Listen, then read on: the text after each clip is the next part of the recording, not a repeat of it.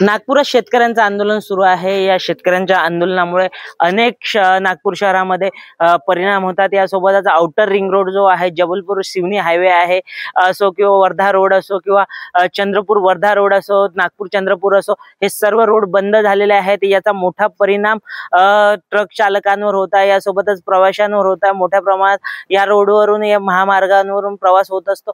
या प्रवासादरम्यान आता अनेक नागरिकांना 5-5 ते 7-7 किलोमीटर पर्यंत पायी चालत जावं लागत आहे परतीचा प्रवास करताना।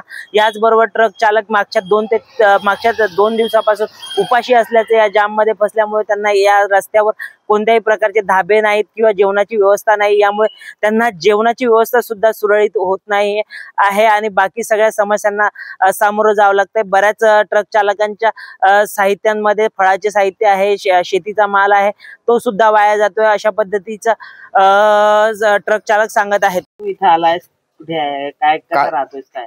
काल 5 वाजेपासून आम्ही इथे आज इथे जेवायची व्यवस्था नाही ना, पाणी प्यायची व्यवस्था आहे। सगळीकडे महागाड भेटायला लागलं खायला।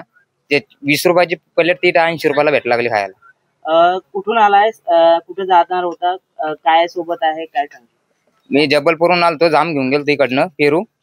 आता घराकडे जायचं, तिथं 5 वाजेपासून बसलो इथं। तुझ्या सोबत काय काय आहे आता, म्हणजे जेवणाची व्यवस्था तुझी कशी आहे? माझ्याकडे पिकअप आहे ना, माझ्याकडे ना जेवायची व्यवस्था ना काही नाही। से यहाँ पे रुके हो और क्या जाम में फंसे हो, क्या समस्या, क्या कहेंगे?